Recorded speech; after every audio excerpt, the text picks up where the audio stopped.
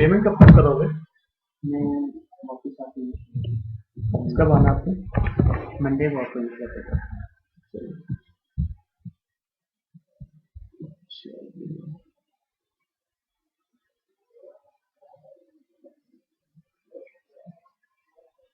Oracle supplied packages. अब पहले जो आपने पढ़ा है वो पैकेजेस पढ़े हैं, बेसिक पैकेज का कॉन्सेप्ट दिया, फिर पैकेज के अगला चैप्टर पढ़ा पैकेज के बेनिफिट्स हैं, क्या क्या मेन उसके बेनिफिट्स हैं पैकेज के। एक तो मॉडुलैरिटी, दूसरा मेमोरी में one time loading, third overloading, ठीक है, फिर forward declaration, one time only procedure, फिर कर्सर्स, वेरिएबल्स और user defined types, persistent state. वो आपने ये सारे बेनिफिट्स कम मिलते हैं पैकेजेस से। इसमें जो आज हमने पढ़ना है वो है ऑरेकल सप्लाई पैकेजेस। वो पैकेजेस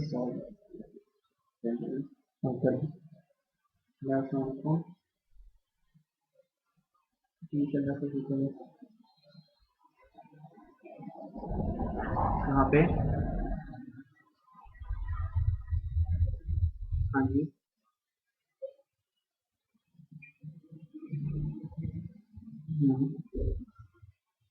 हाँ बताइए नहीं, ठीक है, ठीक है,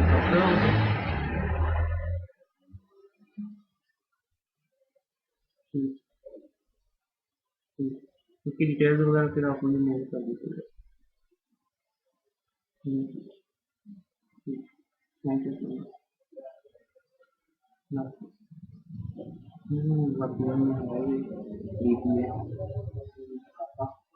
ऑरेकल का इसने मुझे आपकी तरफ कर दिया था।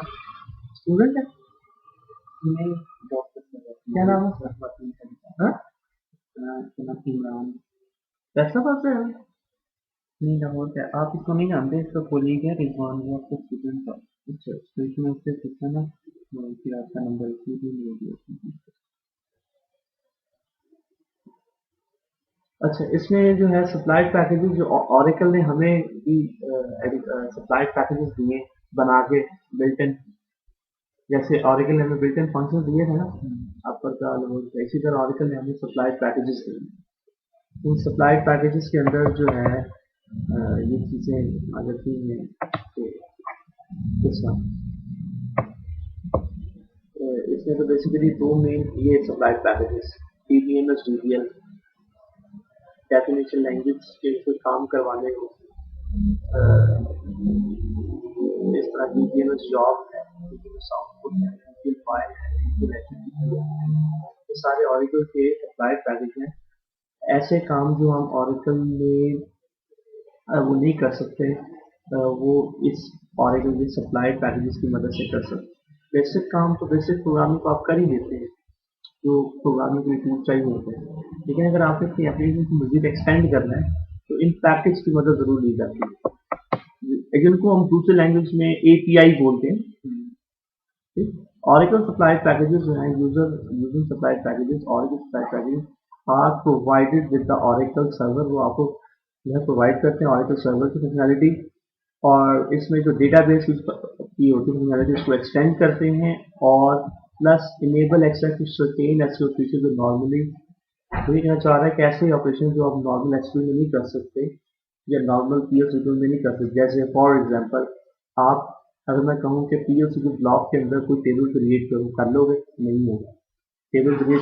टेबल ऑल्टर कर लो, ड्रॉप कर लो, नहीं होगा। यानी कि उसमें डिटेल्स का तो काम नहीं होता। क्या काम होगा? DML and selection. और या अगर मैं कहूँ कि कोई डायनामिक एसक्यूएल लिखो, वो भी नहीं कर सकता। ठीक है, तो फिर ये हमें ऑरेकल जो है वो हमें सप्लाई पैकेजेस देते हैं। ठीक है, यहाँ पहले जो कॉन्सेप्ट दिया हुआ है वो है यूजिंग नेटिव डायनामिक एसक्यूएल का।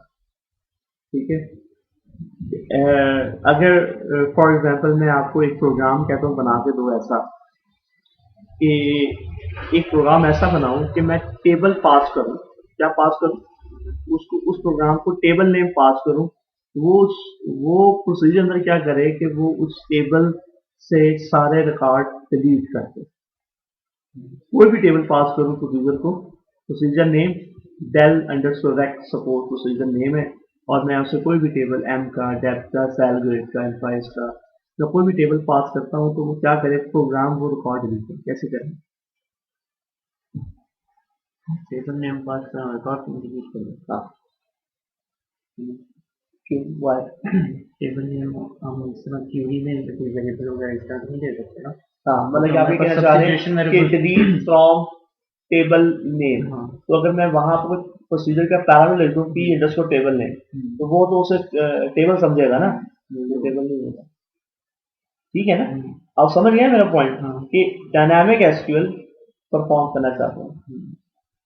और भी हमारे हो पास सकते हैं, सब्स्टिट्यूशन वेरिएबल जो होते हैं, हाँ? ये तो हम इसी पर्पस के लिए यूज करते हैं। लेकिन वो सिर्फ इन्वायरमेंट के हद तक है ना, वो C2+ इन्वायरमेंट में है ना।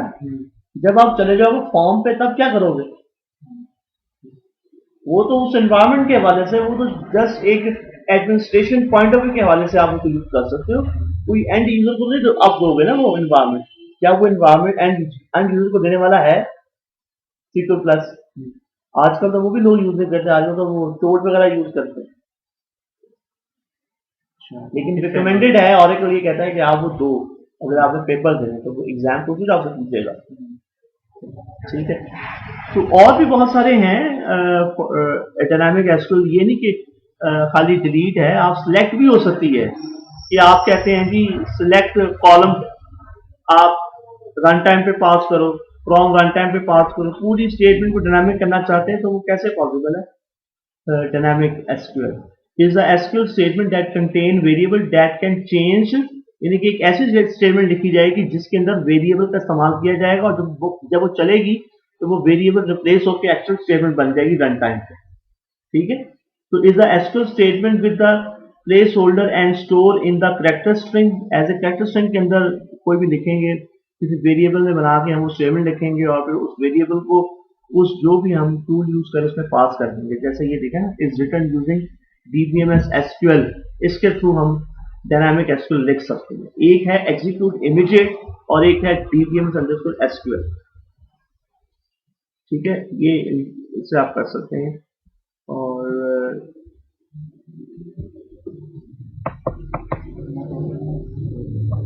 अच्छा,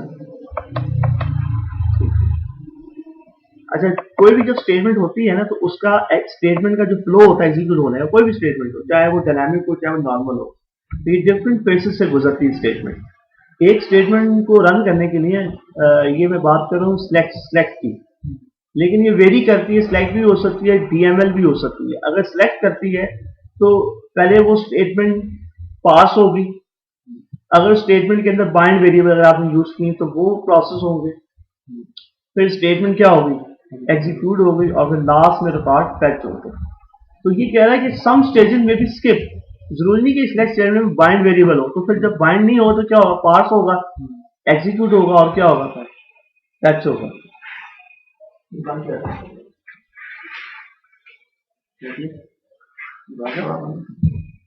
पंखा चला दें, शोर होगा। मैं खरीदे वाले से नहीं चला वाला।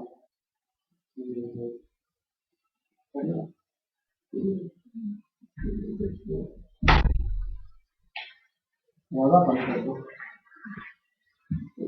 गाना करना ना आ जाए।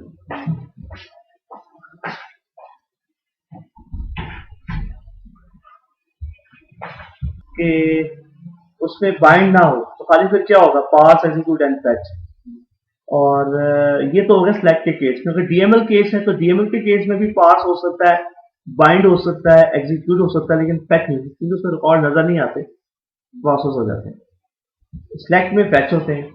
तो डिपेंड करता है कि जो स्टेटमेंट आप यूज करें डायनामिक पर्पस के लिए, तो डिपेंड करते हैं इन फेसेस पे। तो जब आप पैकेज यूज करेंगे ना DBMS_SQL, तो इन्हीं फेसेस को यूज करेंगे।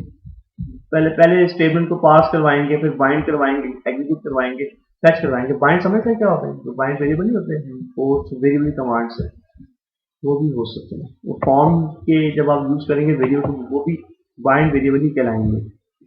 अच्छा, using the dbms underscore SQL package, ये इस पैकेज की मदद से आप क्या कर सकते हो, सारे काम जो कर्सर को ओपन करवाएंगे, पहले फिर पास करवाएंगे, इसमें आप स्टेटमेंट लिख रहे हैं ना, बेसिकली ओपन करवा रहे हैं ये, फिर वो स्टेटमेंट पास हो रही है, फिर बाइंड वेरिएबल यूज हो रहा है, एग्जीक्यूट पैच, फिर कर्सर क्लोज हो रहा है। तो एक स्टेटमेंट के यही स्टेप्स होते हैं ना, कोई भी स्टेटमेंट हो, जब पहले उसका कर्सर बनता है, चाहे वो आप SQL प्रॉम्प्ट पे डायरेक्ट लिखें या PL SQL में लिखें या इसके अंदर पैकेज के अंदर करवाएं, तब भी ये आपको cursor open and close and पे करवाना पड़ेगा। और बीच वाले स्टेप्स जो एक स्टेटमेंट होती है उसके ये स्टेप परफॉर्म होते हैं, part, bind, execute and fetch. ठीक है, ये कहना चाह रहा है कि ये इस पैकेज के सारे प्रोसीजर, कुछ फंक्शन है। क्या ये इस पैकेज के क्या है, ये कुछ प्रोसीजर्स हैं, कुछ फंक्शन है। ये हमें कैसे मालूम होगा, जब मैं इस पैकेज को SQL प्लस पे क्या करूंगा, डिस्क्राइब करूंगा। ये उसकी डिटेल 1 बाय 1 नीचे लिखी हुई है कि कौन क्या करता है, लेकिन इसके आगे एग्जांपल एक आ रही है, वो देख लें, जिससे आप क्लियर हो जाएगा। जैसे ये देखें, क्रिएटर प्लेस प्रोसीजर, ये उसका नाम हो गया, ये parameter name, parameter mode, parameter type, parameter name, parameter mode out और नंबर। इस के दरमियान में एक कर्सर नेम का इंटीजर टाइप का रखा वेरिएबल, अभी कुछ भी इसमें नहीं डाला। फिर ये जो पैकेज है dbms underscore SQL dot open underscore cursor, ये क्या है, इसका इस पैकेज का फंक्शन कैसे मालूम हुआ, क्योंकि ये वेरिएबल के अंदर असाइन हो रहा है। यानी कि ये जब ये पैकेज चलेगा, उसका ओपन कर्सर जब ये फंक्शन चलेगा, तो कर्सर ओपन करके उसका एक यूनिक नंबर कर्सर नेम में स्टोर करते हैं। फिर आगे क्या कर रहा हूँ, उस पैकेज का प्रोसीजर यूज कर रहा हूँ, पास में क्या कर रहा हूँ, वही कर्सर नेम जो ओपन करा उसका नाम दे दिया, और नीचे यहाँ पे कोई भी डायनामिक SQL दे दी, जैसे delete from concat, run time पे जो आप पास करेंगे table, sorry table name, tab name, वो टैब नेम इसके साथ कॉन्कैट करेगा। और dbms SQL डॉट नेटिव का मतलब है कि ये इसकी नेटिव लैंग्वेज SQL ऑरेकल में यूज कर रहे हैं, नेटिव सिंटैक्स।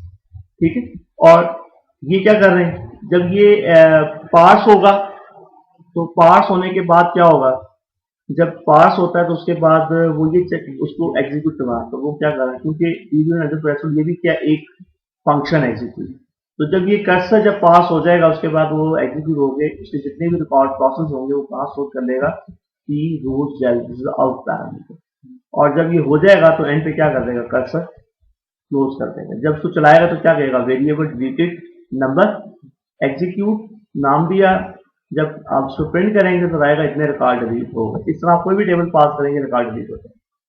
ठीक हो गया, ये आपका हो गया dbms SQL के थ्रू। यही काम आप इसके थ्रू भी कर सकते हैं, एग्जीक्यूट इमीडिएट। एग्जीक्यूट इमीडिएट का फीचर ऑरेकल 8i के अंदर दिया कि आप इसके थ्रू भी डायनामिक SQL, चाहे इंसर्ट हो, डिलीट हो, अपडेट हो, मर्ज हो, क्रिएट हो, ड्रॉप हो, अल्टर हो, रीनेम हो, ग्रांट हो, रिवोक हो, सारे काम आप डायनामिक इसके थ्रू कर सकते हैं। dbms underscore SQL में आपको जरा APIs के साथ काम करना पड़ता है, इस तरह उसने जरा बेसिक बिल्कुल इजीली आपको कमांड दे दी एग्जीक्यूट इमीडिएट। उसको यूज करने का तरीका का बहुत ही सिंपल सा है, ये इसकी एग्जांपल है, ये देखें, क्रिएट और रिप्लेस डेल रोज, वही टेबल नेम पास किया, आउट ये किया, एग्जीक्यूट क्या लिखेंगे, एग्जीक्यूट इमीडिएट, और कोई भी डायनामिक स्टेटमेंट लिखते हैं इसके आगे, चाहे create table, drop table, insert table, delete, कोई भी डायनामिक हो सकती है, यानी कि आप रन टाइम पे उससे इनपुट ले सकते हैं।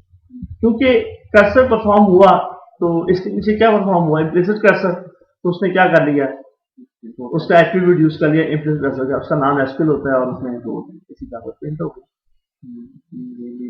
ये भी डायनामिक, यानी कि डायनामिक आप इससे आप, अच्छा अब इसमें एक और चीज है कि इसमें एक और बड़ी इंटरेस्टिंग चीज है कि इसके साथ ना ये एक दिया हुआ उसमें option, this one execute immediate dynamic string, तो आपको पता ही है ना, जो भी देंगे।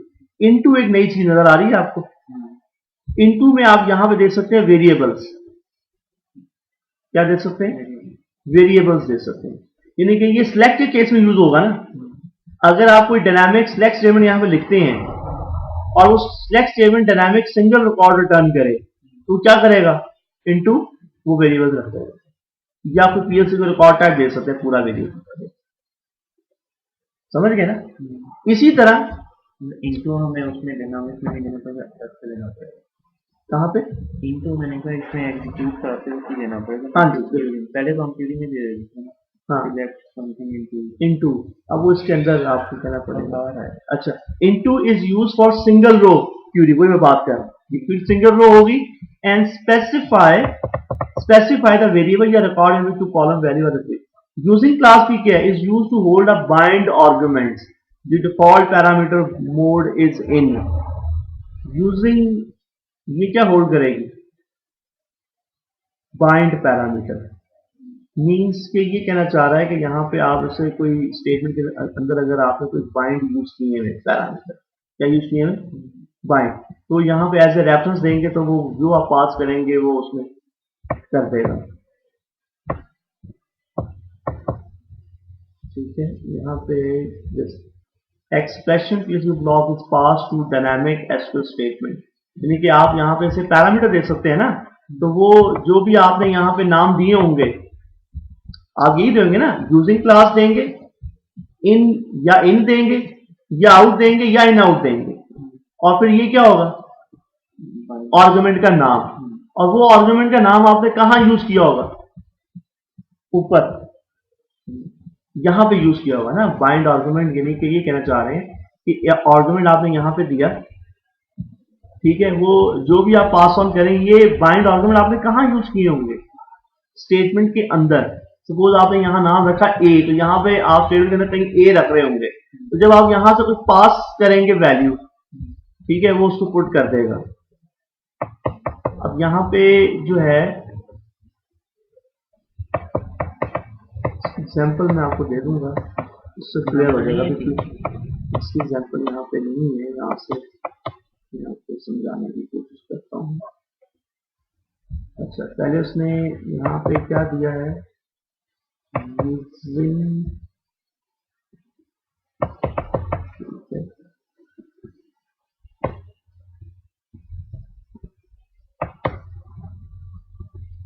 Using clause hold a bind variable default parameter mode in for DML statement के लिए यूज होगा ये। और returning clause we can place out argument in returning clause into clause without a specifier definition, example के साथ में बात करें। मतलब कि इसमें इसके जो है ना, कहने का मकसद ये है कि इसके मल्टीपल बेनिफिट्स हैं, एक तो डायनामिक कर सकते हैं इसके साथ, जो दूसरे इनटू और यूजिंग वो वाले बेनिफिट्स आपको मिल जाते हैं, ठीक है। जबकि एक और भी इसमें आगे है डीबीएमएस डीडीएल, वो एक पैकेज था वो वाला, ये पैकेज क्या है? DBMS underscore DDL. इससे आप क्या कर सकते हैं, आपको पता है कि आप प्रोसीजर्स को, व्यू को कंपाइल करवाते हैं, क्या करवाते हैं? प्रोसीजर व्यू को कंपाइल कराते हैं, तो आप इस पैकेज की मदद से आप कोई भी प्रोग्राम कंपाइल करा सकते हैं। क्या होगा? dbm underscore ddl dot alter compile, procedure है, फंक्शन है, पैकेज है, जो भी, ठीक है, और उसका ऑनर का नेम कि किसका आप कंपाइल करा रहे हैं। ये मोस्टली ये वाले राइट सिस्टम यूजर के पास होते हैं, तो सिस्टम यूजर बताएगा भाई ये उसका पैकेज का प्रोसीजर जो भी है, फंक्शन या फंक्शन आ जाएगा, किसका है, स्कॉट है, एचआर है, कौन है, ऑनर आ गया और उसका नेम, तो वो क्या करेगा, उसको क्या करेगा, कंपाइल कर देगा। यानी कि मकसद है कि आप अपने प्रोग्राम्स को डायनामिकली पीएल सीक्वल के थ्रू भी कंपाइल करवा सकते हैं। ठीक है, क्या फायदा होगा कंपाइल का? फायदा ये है, अभी जब आप पढ़ेंगे ना लास्ट चैप्टर डिपेंडेंसीज का, उसके अंदर आपको समझ आएगा। बेसिकली ये होता है कि आपको जरा पहले बता दूं, होता ये है कि अगर आपने एक प्रोसीजर बनाया, उसके अंदर आपने डिफरेंट ऑब्जेक्ट व्यू यूज किया, क्या यूज किया हुआ, और व्यू टेबल की बेस करता है, तो क्या होगा कि जब आपने कोई टेबल में चेंज करते हैं, जब आप टेबल, तो व्यू आपका इनवैलिड और आपका प्रोसीजर भी इनवैलिड, तो फिर उनको फिर क्या करना पड़ता है, रिकंपाइल करवाना पड़ता है। उस वक्त अगर आपके ऐसे प्रोग्राम, अगर आपने वाइट कोडिंग के थ्रू आपने इतना कुछ करना है कि जितने भी आपने डिक्शनरी को क्यूरी किया, ऐसे ऑब्जेक्ट, ऐसे फंक्शन, क्योंकि मैंने अपनी डेवलपमेंट तो मेरी होती रहेगी, मैं कोई किसी टेबल में कोई कॉलम ऐड भी करूंगा, रिमूव भी करूंगा, अपनी डेवलपमेंट की जो नीड है उसकी पूरा करने के लिए, तो उससे क्या होगा कि जो एग्जिस्टिंग जो आपके हैं वो सारे क्या हो जाएंगे, प्रोसीजर्स इनवैलिड हो जाएंगे। तो मैं एक क्यों ना एक प्रोग्राम लिखूं पीएल सीक्वल का, एक टेस्टर बनाऊं भाई जाके यूजर अंडरस्कोर ऑब्जेक्ट के बनाऊं कर्सर, भाई सारे जितने भी इनवैलिड प्रोसीजर्स हैं वो उनको पकड़े और फिर कर्सर वन बाय वन उनको टच करके मैं यहाँ पे डायनामिकली मैं यहाँ पे कोई भी नाम दूं तो उसको कंपाइल कर दूं। समझ गए ना, मेरा मकसद कहने का ये है कि आप ये प्रोग्राम तो आपको कॉल हो जाएगा, कहाँ पे कॉल हो जाएगा, PL/SQL के अंदर जब वो रिकॉर्ड फैच करोगे, हाँ भाई ये फलां प्रोसीजर इनवैलिड आ गया, तो आप प्रोसीजर का नेम पकड़ के वो नेम यहाँ पे डालोगे और वो उस यूजर का नाम डालोगे और वो जो ऑब्जेक्ट नेम वहां पे आ गया होगा वेरिएबल में वो लगा के फाइल हो जाएगा। यानी कि आप डायनामिकली ये कोड लिख सकते हो, जितने भी मेरे सब प्रोसीजर है सारे इनवैलिड है उनको क्या करते हैं, कंपाइल करते। इसी तरह इस पैकेज की मदद से आप एक और काम भी करवाते हैं, वो है ऑब्जेक्ट को एनालाइज करवाते हैं।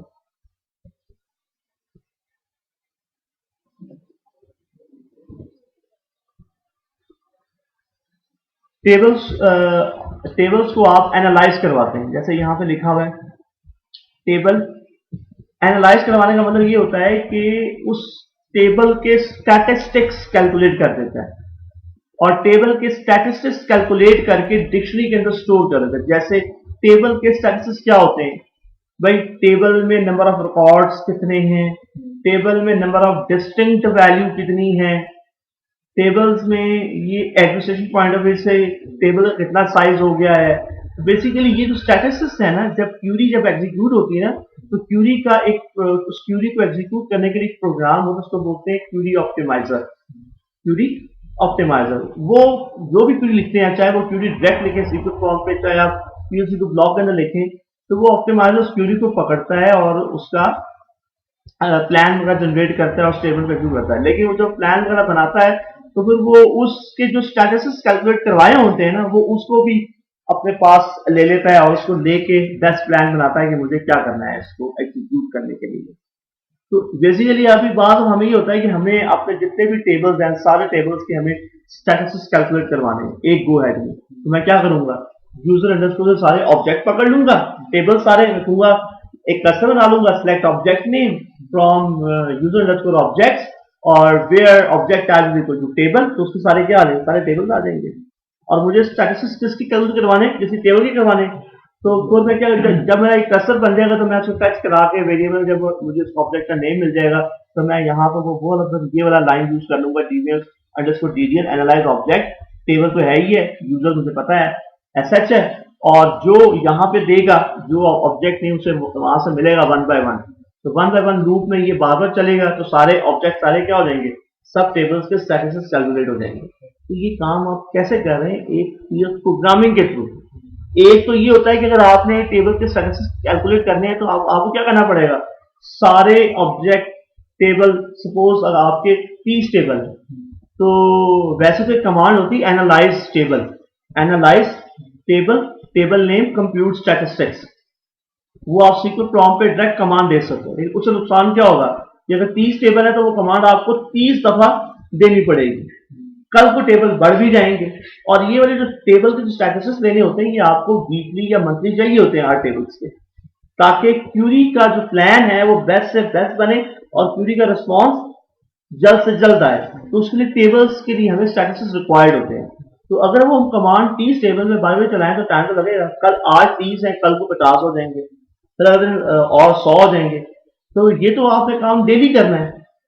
तो आप क्या करोगे अपने आसानी के लिए, एक प्रोग्राम बनाओगे, ठीक है, उस प्रोग्राम में कर्सर लिखोगे, सारे ऑब्जेक्ट पकड़े, सारे वो टेबल पकड़े और लूप के जरिए लगा देंगे, तो वो बारी बारी हर टेबल को क्या करे, एनालाइज कर देगा। तो मैं आपको फायदा बता रहा हूँ कि इन पैकेज ये जो उसके हैं बेनिफिट्स, आप क्या बेनिफिट ले सकते हैं।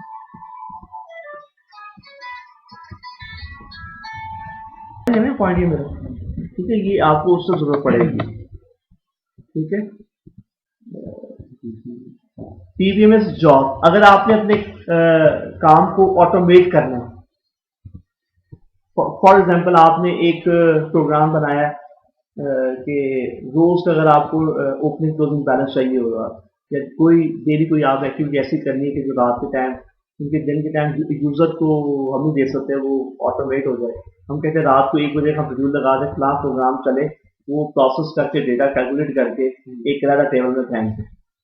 अगर हम किसी पर्सन की ड्यूटी लगाए रात को 12 बजे, तो आप श्योर तो नहीं होगा कि वो ये काम करे, वो किसी से स्किप भी कर सकता है। तो अगर हम ये काम, क्योंकि हमारे जो सर्वर है वो 24 आवर चलते हैं, 24/7, ठीक है, तो फिर हम क्या करते हैं कि एक जॉब सबमिट कर देते हैं, एक प्रोग्राम हम एक प्रोसीजर बना देते हैं, और उस प्रोसीजर जो भी जॉब है वो इसको हम पास कर देते हैं। वो क्या करेगा, जो भी हम टाइम बताएंगे रात को ठीक डेली 1 बजे वो जॉब चल जाए।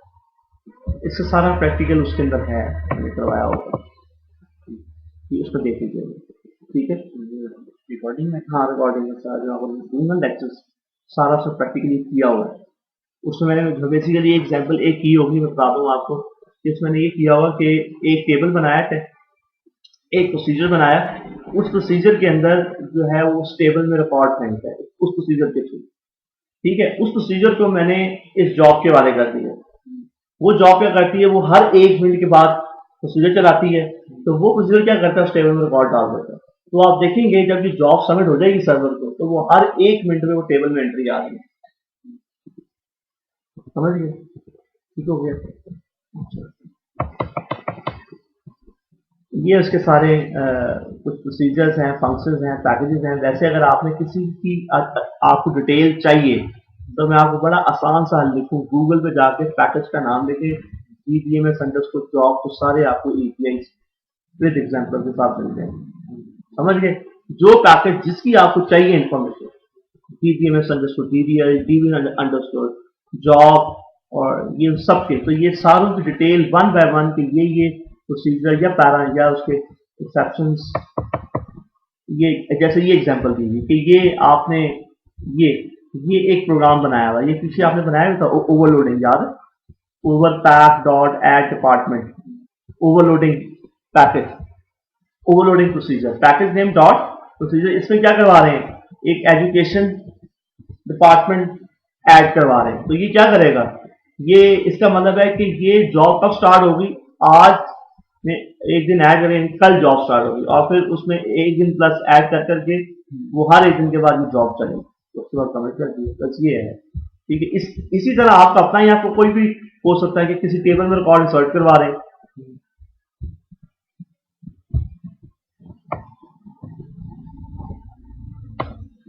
इसी तरह अगर आप जॉब्स के पैरामीटर जो है वो चेंज कर सकते हैं कि व्हाट क्या होता है कि आपने रन क्या कराना है। आज आपने कोई एक प्रोसीजर ए एग्जीक्यूट करवाया, कल को आपने फिर बी डाला, प्रोसीजर ए को चेंज करवाना है। इसी तरह उसका इंटरवल चेंज करना है, उसका अगर चाहे तो सारे पैरामीटर एक गो हेड में इससे आप चेंज कर सकते हैं, चाहे आप अकेला अकेला पैरामीटर चेंज कर सकते हैं। देखें ना, इसमें क्या है, व्हाट भी चेंज कर सकते हैं इससे, नेक्स्ट डे भी, इंटरवल भी, इससे क्या है अकेला अकेला, इंटरवल अलग चेंज कर रहे हैं, नेक्स्ट डे अलग कर रहे हैं। तो अगर आपको तीनों चेंज करने तो फिर आप ये यूज करें। अगर सिर्फ खाली आपको खाली क्या यूज चेंज करना, ओनली व्हाट, तो फिर ये यूज करें।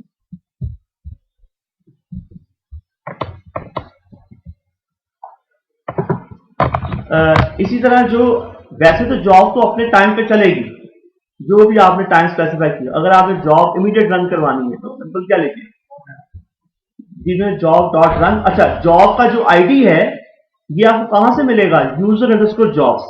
जितनी भी जॉब्स बिल्ड हुई होंगी ना वो सारी कहां स्टोर होंगी, यूजर अंडरस्कोर जॉब से। वहां पे आपको जॉब आईडी मिलेगा, वो जॉब आईडी इसमें पास करना है। वो जॉब आईडी, वो जो जॉब आईडी पास करोगे उसको रन करते हैं। इसी तरह जो जॉब ऑलरेडी चल रही है क्या करना है, हमको रिमूव करना है।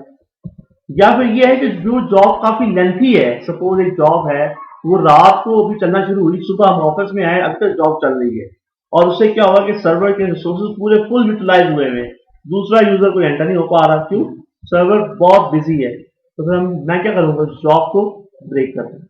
क्या करूंगा, जॉब ब्रेक। तो मैं अगर जाऊं तो यूजर अंडरस्कोर ऑब्जेक्ट से अपनी रिक्वायर्ड जॉब पकड़ूंगा और उसको आगे क्या पास कर दूंगा, वो जॉब का आईडी, तो उस जॉब को ब्रेक कर देगा।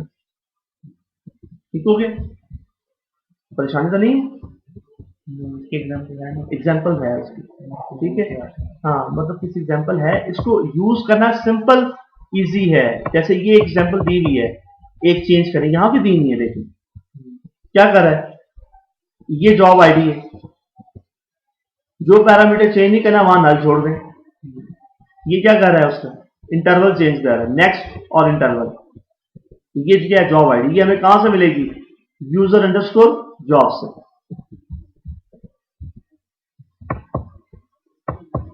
ये देखिए, कोई जॉब रिमूव पे सिंपल क्या लिखेंगे, जॉब का नंबर, रन करनी है तो नंबर, रिमूव करनी है तो नंबर।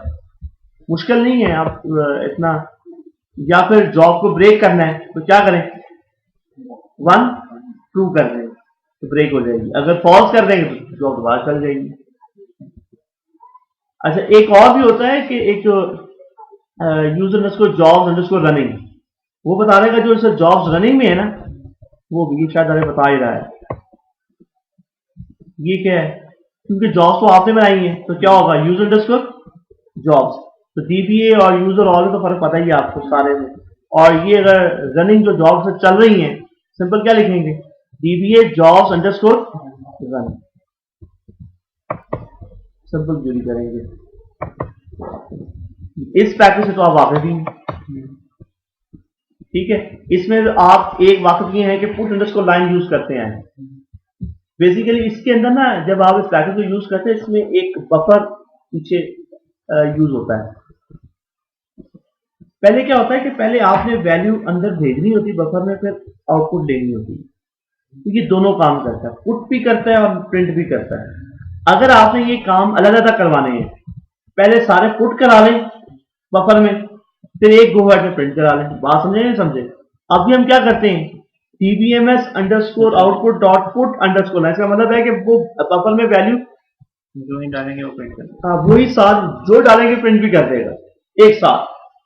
जबकि अगर मैं कहूं dbms underscore job dot put, मैं क्या करूंगा, मैं अपने प्रोग्राम में सब डिफरेंट स्टेजेस में ना पुट कराता जाऊं, और जहां मुझे बफर से मुझे एक पूरा सेंटेंस चाहिए होगा एक गो एड में, तो क्या लिखूंगा, dbms underscore output dot new underscore line, तो क्या कर देगा, जो कुछ अंदर बफर में आपने सेव किया होगा वो प्रिंट कर देगा साथ। इसमें तो है वो एक ही गो एड में डालता भी और प्रिंट भी करता है।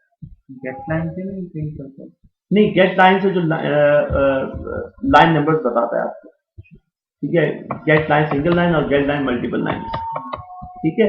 इसमें इतनी डिटेल वगैरह आपने मजीद इस पर जाना है, वैसे इस पर एग्जाम्पल करने की जरूरत नहीं है। जो ज्यादातर यूज होते हैं पुट है, new underscore line, underscore line, हाँ, पेपर की लिहाज से, पेपर के लिहाज से सिर्फ ये डिटेल्स नहीं पूछेगा, एग्जाम्पल नहीं पूछेगा। हाँ, ये जरूर पूछेगा कि इस डिफरेंट आउटपुट के कौन कौन से प्रोसीजर्स हैं, ठीक है ना, यानी कि क्योंकि अभी ये आपको पता है कि चंद 3-4 पैकेज दिए हैं 5-6 बस ज्यादा, इसके अलावा मतलब 50-60-80 प्लस पैकेजेस हैं यहाँ पे है देखिए। हाँ, वो लंबी लिस्ट है, वो सारे नहीं करने, वो जो आपकी नीड है, अपनी रिक्वायरमेंट है, लेकिन पेपर में इन्हीं के बारे में पूछेगा। नहीं, वो इतनी लंबी लिस्ट है हमारे पास, वो जिसमें से भी पूछेगा नहीं, वो इन्हीं में से पूछेगा। बेसिकली वो आपको, क्योंकि पैकेज उसके बहुत सारे हैं, जो फेमस पैकेज है बहुत ज्यादा, जो ज्यादा यूज होते हैं, लाइक डीबीएमएस डीडीएल है, डीबीएमएस आउटपुट है, डीबीएमएस जॉब है, जो जिनका उसने यहाँ जिक्र किया हुआ है, उन्हीं के बारे में पूछेगा, ठीक हो गया। जो ज्यादा डेवलपमेंट, आपको पता है कि पैकेज का हमको सेट सर्वर आउटपुट ऑन नहीं करते, उससे पहले ऑन करने के लिए इनेबल डिसेबल, तो आप इस पैकेज से भी करवा सकते हैं, प्रिंट की कैपेबिलिटी इनेबल नहीं, अगर हम अपने उसमें करना है हाँ, ब्लॉक में, तो आप कर सकते हैं।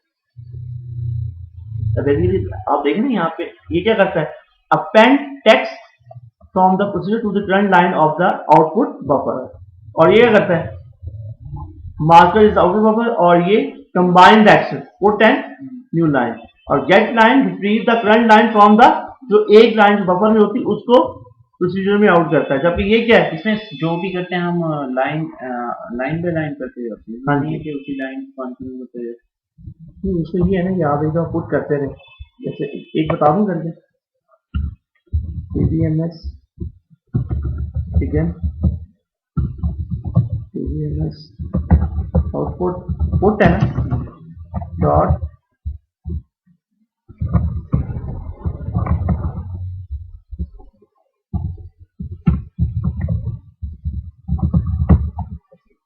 फिर क्या है, पुट है,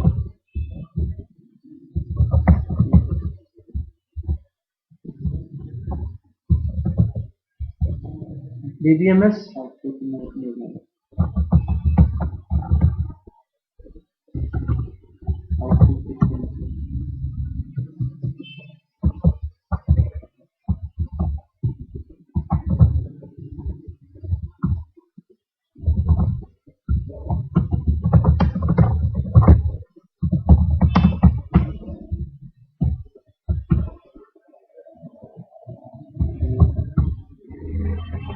DBMS new line new underscore line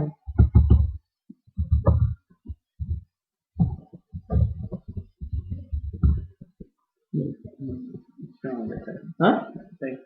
put करते रहें और वो आपको प्रिंट करते रहें। फिर इसमें अगर हमें लाइन भी स्किप करनी होगी तो वो भी जी इसी लाइन से प्रोसीजर के थ्रू निकलेगी लाइन की नेक्स्ट लाइन।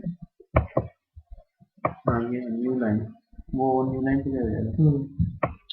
यहाँ पे अगला है, अच्छा ये है कि अब ये वो पैकेज दे रहा है जो ओएस के साथ, ऑपरेटिंग सिस्टम के साथ इंटरेक्शन के लिए, जैसे यूटीएल फाइल है, ऑरेकल सप्लाइड पैकेज, ठीक है।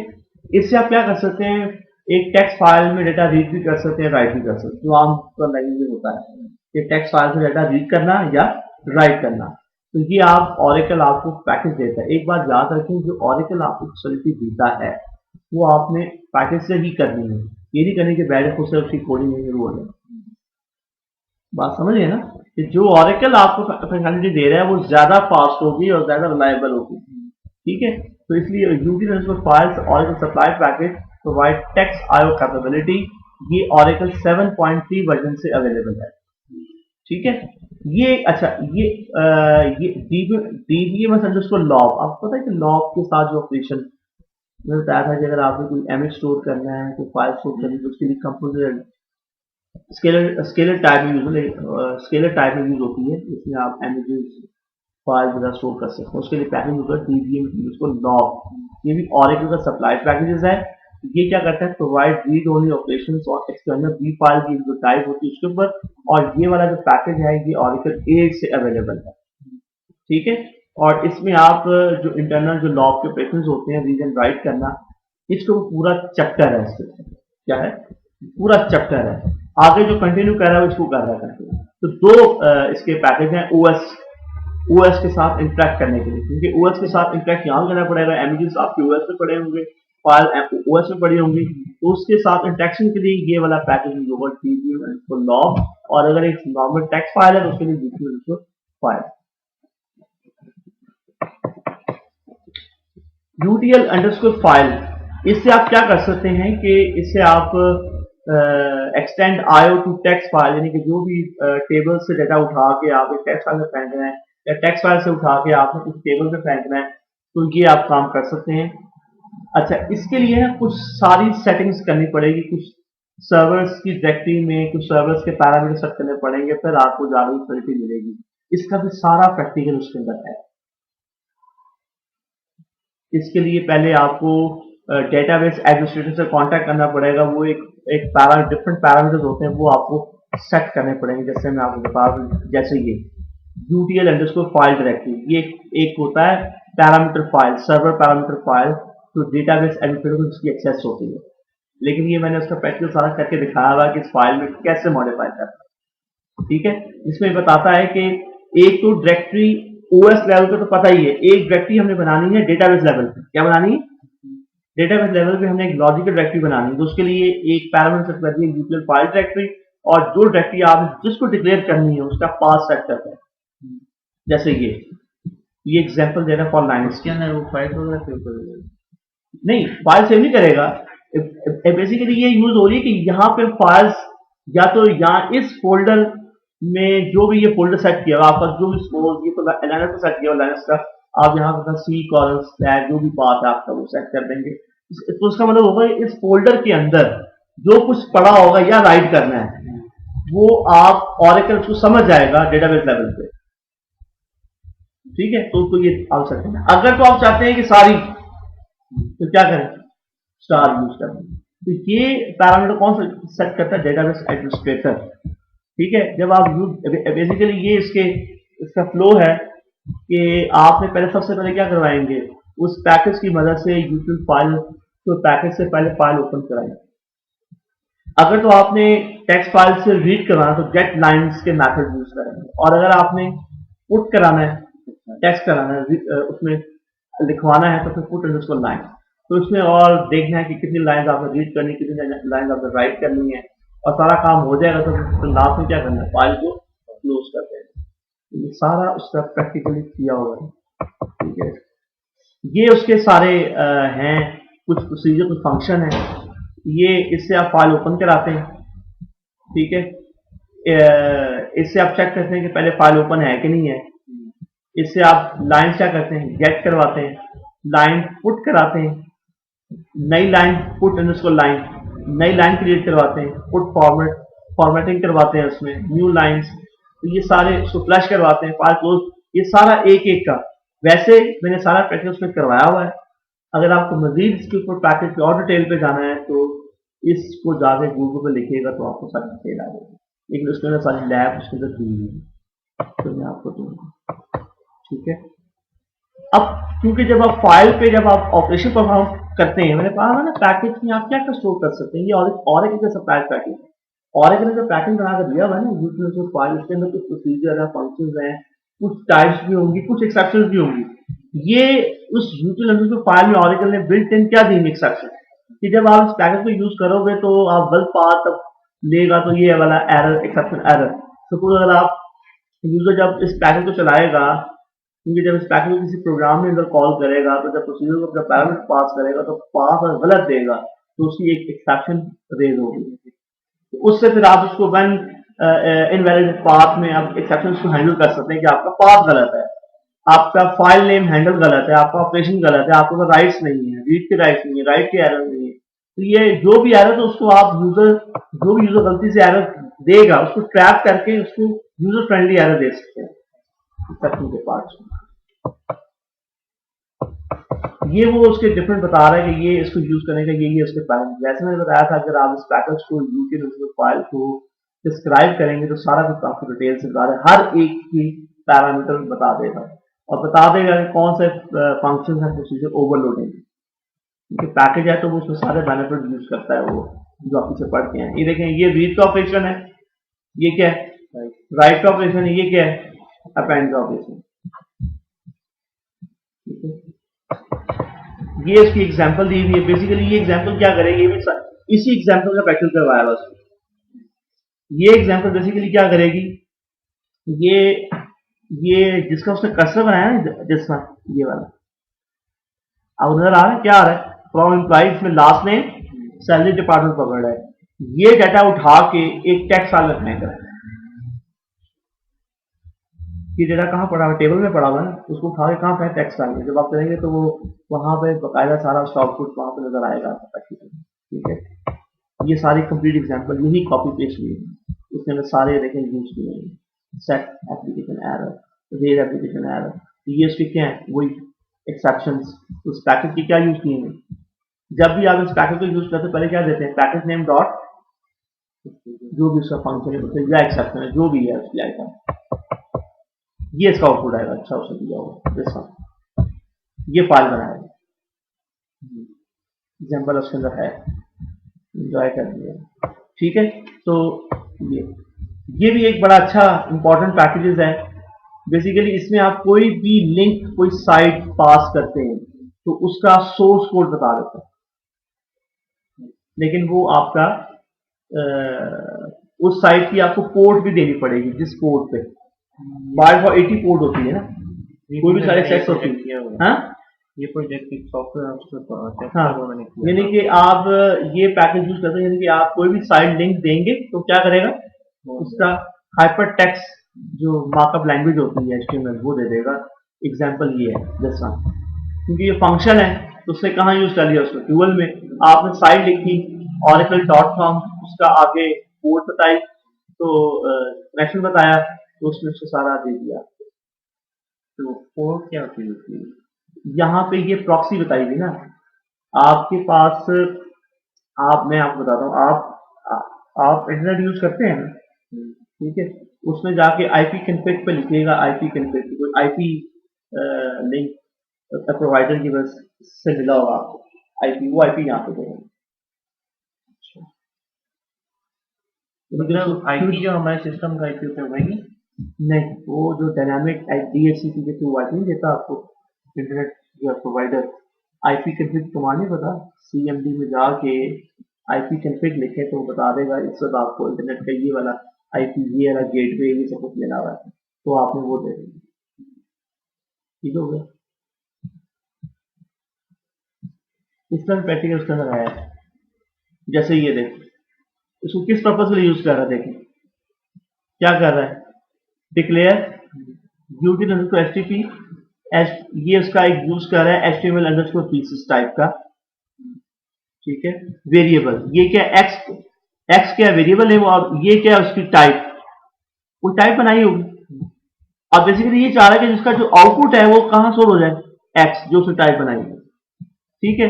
और उसको फिर जो उसमें से, क्योंकि वो अरे है, क्या है वो, ये क्या एक पीएल सीक्वल टेबल टाइप होगी ना, एक क्या ये पीएल सीक्वल टेबल टाइप है। तो याद रखें पीएल सीक्वल टेबल टाइप के क्या मेथड नहीं होते। तो क्या कर रहा है, जब वो डेटा के अंदर रख देगा तो उसमें क्या काउंट नंबर ऑफ रिकॉर्ड्स, कितनी लाइंस डेटा उसने रखा है, तो यहां से आपको आ जाएगा कि कितने पीसेस रखे हैं उसमें। फिर क्या कर लिया कि आपने टोटल लेंथ मालूम करवा ली, एक लेबल लगाया, फिर देखा कि अगर उसकी काउंट 1 से लेस देन हो तो देन क्या प्रिंट करे, 0, और अगर उसका लाइनें कोड की ज्यादा हो 1 से तो क्या करे, उसको ये फॉर्मूला लगा रहे हैं और वो प्रिंट कर, कुछ आउटपुट इस तरह का आएगा। ये oracle.com की साइट पे 12 लाइन है, 12 पीसेस हैं, और टोटल ये इतने लेंथ उसकी बनी है। टोटल ये निकालना चाह रहा है बाइट्स में, उसका निकालना चाह रहा है टोटल कितने साइज की। ये भी एक पैकेज है UDL अंडरस्कोर TCP। आपको पता है कि जो कंप्यूटर जो आपस में कम्युनिकेट करते हैं वो TCP IP प्रोटोकॉल के थ्रू करते हैं। तो आपको पता है कि इसमें जो फीचर्स मिलते हैं, फाइल शेयरिंग, फाइल मैपिंग, ये वो सब आप काम अगर चाहें तो PLC के थ्रू भी करवा सकते हैं। ये वो काम है जो कि आपको जब आप VDD यूज करें तो उसमें भी कुछ आपको APIs देते हैं ना, कि अगर आपने ये काम करने तो ये वाला API यूज करें, ऐसे ही है ना। इसी तरह ही अगर आपने नेटवर्क से रिगार्डिंग कोई काम करवाना है तो आप ये वाले API, तो ये सारा काम तो करती है, बस ये हार्डवेयर से भी करते हैं, लाजमी मिलेगा पैकेज, ठीक है। उसका ठीक है, ये बेसिकली ये यूज होता है पैकेज के अंदर। अगर आप चाहें ना कि अगर आपके प्रोग्राम के अंदर कुछ ऐसा चीज करना चाहते हैं कि डाटा टेबल से उठाएं, उस डाटे की टेक्स्ट फाइल बनाएं और वो टेक्स्ट फाइल पकड़ के मेल कर दें, क्या कर दें, एक ऐसा सेगमेंट बना सकते हैं ना, ऑटोमेट कर सकते हैं। फॉर एग्जांपल आपको पता है इन्वेंट्री का एक स्टॉक लेवल होता है, एक आइटम है आपकी प्रोडक्शन में बहुत ज्यादा यूज हो रही है, मशीनरी की आइटम वो डेली यूज होनी है, तो अगर वो आइटम ना हो तो मशीनें बंद हो जाएंगी, हालांकि उसकी कॉस्ट छोटी सी हो, ठीक है। तो क्या है, वो हर वक्त स्टॉक तो होनी चाहिए ना, हर वक्त इतनी नंबर ऑफ आइटम, सपोज हमारा मिनिमम लेवल है उसका 100 आइटम हर वक्त वो होनी चाहिए वो आइटम। तो आप क्या करें कि जब भी कोई इन्वेंट्री से आइटम आउट हो तो वो इन्वेंट्री लेवल चेक करें, अगर जैसे ही इन्वेंट्री लेवल 100 से कम हो तो क्या करें, उस वेंडर को हमने क्या करना है, रिक्वेस्ट भेजनी है। हम उस डाटा, हम वो आइटम का कोड, नंबर, डिटेल, वो सब टेबल से पकड़ेंगे, गेट कराएंगे, उसकी टेक्स्ट बनाएंगे और क्या कर देंगे, और वो मेल ऑटोमेट होगी। कब होगी, जब इशू होगा इवेंट हो जाएगी, ठीक है। तो ये उनमें ये पैकेज का इस्तेमाल होता है। इसकी भी एग्जांपल आपको नेट से मिल जाएगी, ठीक है। सिर्फ मैंने आपको ये है कि आपको रेफरेंसेस देना है कि ये होता है। और भी ऑरेकल के बेशुमार हैं पैकेजेस जो कि डेटाबेस एडमिनिस्ट्रेटर यूज करता है। अलर्ट है, एप्लीकेशन इन्फो है, डिस्क्राइब है, लॉक है, ये डेटाबेस से रिगार्डिंग पैकेजेस हैं। ये भी बहुत कम दिए हैं और भी बहुत लिस्ट लंबी है, इनकी भी डिटेल में जाने की जरूरत नहीं है। सिर्फ ये पता ये भी ऑरेकल के सप्लाई पैकेजेस हैं बस, जो कि डेटाबेस एडमिनिस्ट्रेटर के कोर्स में भाई जाते हैं। डिटेल डीपली लिखा हुआ है, उसको पढ़ लीजिएगा। इसको इस्तेमाल करने की जरूरत नहीं है, टाइम वेस्ट ना करिएगा, ठीक है। जो चीज करने वाली वो करिएगा, तो ये पढ़ लीजिएगा ये क्या क्या होता है। और भी है इसके अलावा एडवांस क्वीन, बहुत सारे ऐसे पैकेज हैं। ये भी कोई लिस्ट कंप्लीट नहीं है, ये हेटेरोजेनियस सर्विस से रिगार्डिंग पैकेज है।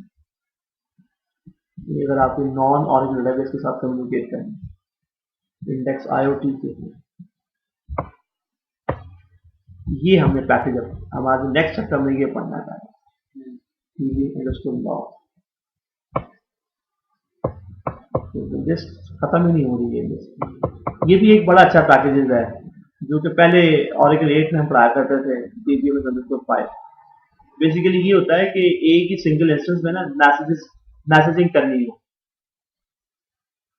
Providing 5 service that enable message to send to between session.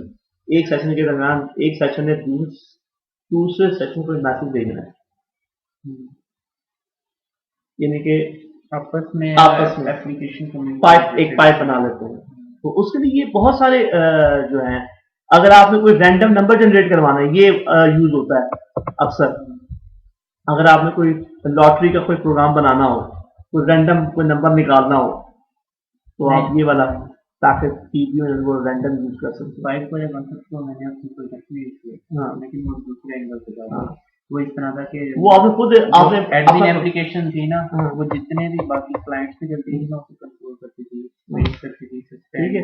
और इसमें जो है बहुत सारे रेप्लिकेशन से रिगार्डिंग, ये सारे रेप्लिकेशन से रिगार्डिंग सारे हैं, रेप्लिकेट, रिपेयर, रिफ्रेश, ये सारे उससे रिगार्डिंग है। जो आप आगे पढ़ेंगे फीचर एडवांस, रिसोर्स मैनेजर भी है, जो भी एडमिनिस्ट्रेटर रिसोर्सेज कंट्रोल करने के लिए सर्विस यूज करता है।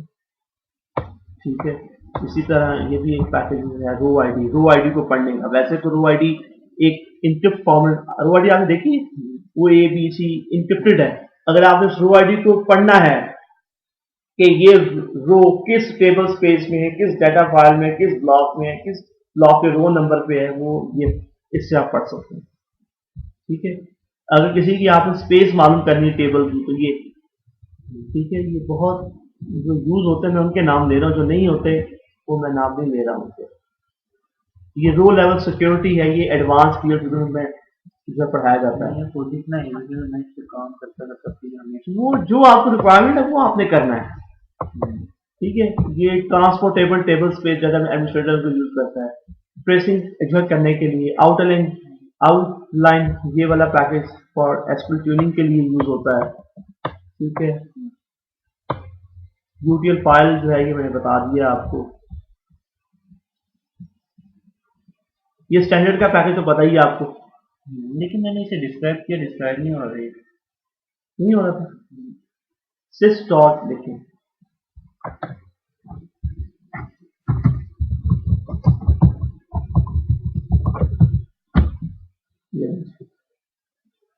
पता नहीं होगा। ठीक है। sys डॉट नहीं, अगर प्रोसेसिंग बहुत लंबी होगा, कंट्रोल सी कर ब्रेक कर जाता है।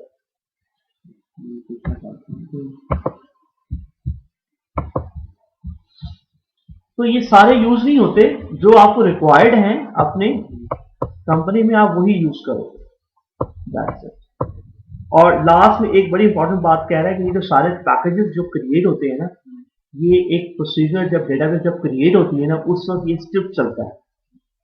क्या चलता है? स्क्रिप्ट चलता है, वो ये सारे पैकेजेस कॉन्फ़िगर करता है। ठीक है। इस स्क्रिप्ट को जाके पढ़ लेंगे ना, आप सर्च करिए जाके Oracle के फोल्डर को सर्च करिएगा, तो ये स्क्रिप्ट मिलेगा, उसमें ओपन करिएगा, उसमें सारा काम, सारे पैकेज इसके अंदर क्रिएट किए हैं। बहुत बड़ा होगा, तो इसलिए दिमाग अपना आउट नहीं करना। जो चीज पढ़ने वाली वो पढ़ो, जो चीज नहीं पढ़नी छोड़ो उसको, जिससे कोई फायदा नहीं होगा। क्या फायदा उसका?